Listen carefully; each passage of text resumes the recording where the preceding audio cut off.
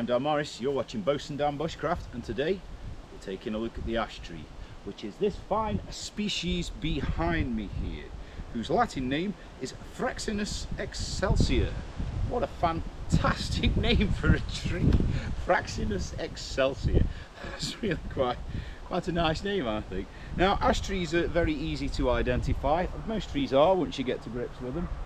You can identify the ash tree mainly by the bark and its leaves. So the bark is something similar to silver birch bark, really. It has the little striations and the lenticels where it switches out air and carbon dioxide and things like that. Obviously it does that through the leaves too, but you can identify most easily by the leaf pattern. Now, ash has a very distinctive leaf pattern where it goes 2 by 2 by 2 by 2 by 2 and always finishing with one central one at the end. It's not to say that there is usually a specific number of leaves per branch, because there isn't. Quite often what you will get is the bigger the branch, the larger the number of leaves. Although I would imagine for the most part it will be quite a consistent number, as that is usually the way that these things like to grow. So we'll have a little close-up on this bark and just show you exactly what I mean. So you can see how it's got all the little sort of striation-y lines, and it looks quite birch-like, but also quite fruit tree-like, really. Another good way you can easily identify these trees, the ash trees, is because they have those little dark buds on it. You see how it's got that little dark black bud on it, almost like a coffee bean. Now, I have been told you can make coffee out of them. Never tried it though. Can't imagine it would be all that nice. So the ash tree can grow up to about 35 meters tall. Now, these trees are mostly unisex. They contain male and female in one tree, so they can just sort of makes it a bit easier for them, I guess, rather than having specific male or female.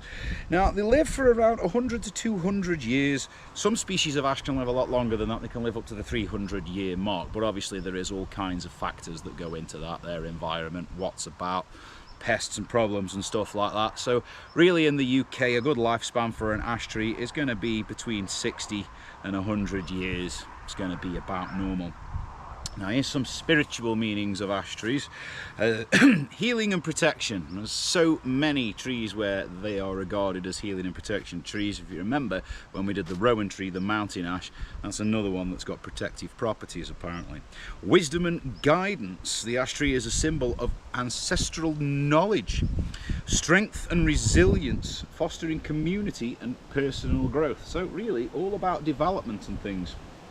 Universal truth, seen as a link between the gods, humans and the dead.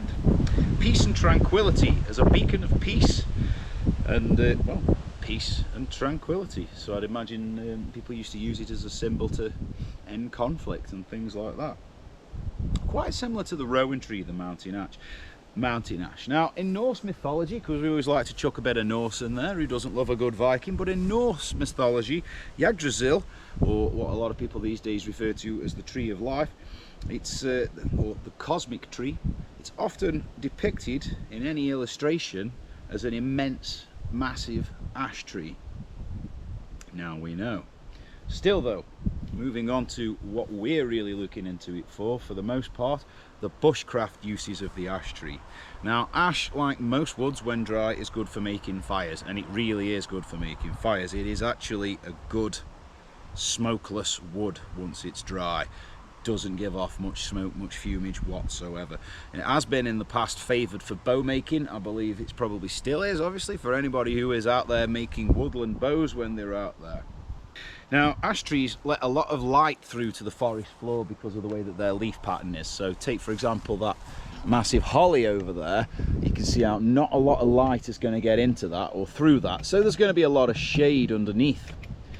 Ash trees, however, don't do that quite so much. They let a lot of light through. So underneath ash trees, particularly when they're in the middle of woodlands, you'll quite often find other things growing, and quite a lot of those will be edibles, like wild garlics and sorrels and wood sorrels. Ash is a great building material. It's very strong. It's got a very straight grain in it as well, so it makes for an excellent building material, particularly frameworks and things where you need to steam and bend stuff. Ash is perfect for that. It's very good for tool making, handles and the like, and that is true, to be honest. I've used ash handles before for axes and things. Pretty good wood to do it with. It is technically a hardwood, but it's quite easy to work with. It's easy to carve and it is great for cooking utensils. It's another one of those trees, very much like sycamore, doesn't really impart much of a flavour if you're going to use it to roast things on or to otherwise make cooking utensils, whereas some woods really do. Birch is one of those woods that I really wouldn't recommend as a cooking wood. The birch oil that's in there has a strong flavour. Wouldn't recommend that for cooking, but ash is a really nice clean wood to cook with. It doesn't really leave any flavours in your food. It's often chosen, or in the past it was chosen, for spear shafts, arrows and bows, and that is because it is a really tough wood once it's been cured and dried a little bit, but also it's quite straight grained. And as you can see on that one behind me, which is quite a small example of an ash tree, but you can see there's lots of sections on that where you've got good straight tall sections where you could quite comfortably take a spear shaft out of and you know, thin it down, turn it down for arrows. Now apparently it's also a great wood for making charcoal. Ash was one of the favoured woods for making charcoal back in the days when they were producing massive quantities of charcoal, which was mostly for clean burning steam engines and working forges and things like that. Now the green seeds of an ash tree are edible and can be eaten. I can't say that I've ever tried that myself. Maybe one day I'll give that a go. But the green seeds are edible. They are safe for us to eat. Ash trees used to be one of the most numerous trees in British woodlands, and to a part they still are. But obviously over recent years we have had a bit of a problem in the UK with what they call ash dieback, which is a disease that gets into the tree and does kill them. Now unfortunately, because of that, a lot of ash trees have been cut down and removed from a lot of woodlands, and naturally that means there's not many left. So the ones that are out there and are surviving and still doing well really do need to be looked after. It was a bit of a habit a while ago that every tree that had this dieback was just simply cut down and burned to get rid of it, which may or may not have been the best thing to do, because quite a few trees now are showing signs of resilience to this ash dieback, and they are showing that they can come back from it and recover. So slowly over time the hope is that some sort of immunity will build. Now obviously generationally speaking this is going to take quite a while. Trees don't exactly just pop up like dandelions, and that is the problem. But that does leave us in a bit of a tricky place there, because what then is the right thing to do the best thing to help the trees to recover from this dieback? Should we be cutting them down, or should we be leaving them in the hope that they may grow resilience to it, or that tree that is infected might recover from it?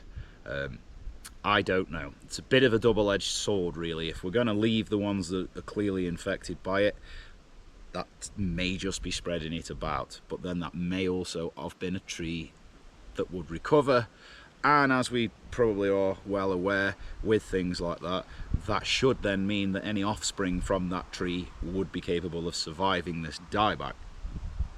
So it's a bit of a dilemma really, and I don't pretend that I know exactly what to do for the best on that score, but then I'm not out there cutting down ash trees, so I suppose from my opinion it doesn't really matter that much. But there you go guys, a little bit of a look into the wonderful ash tree. And ash trees are a favourite of mine as always for making the old cooking sticks. They're up there with sycamores, that I like them a lot as well for making cooking sticks and things like that, and to be honest we're never short of a sycamore, but that's another video. So until next time folks, get out there, get bushcrafting, get having fun, get identifying trees, be safe, and I'll catch you on the next one.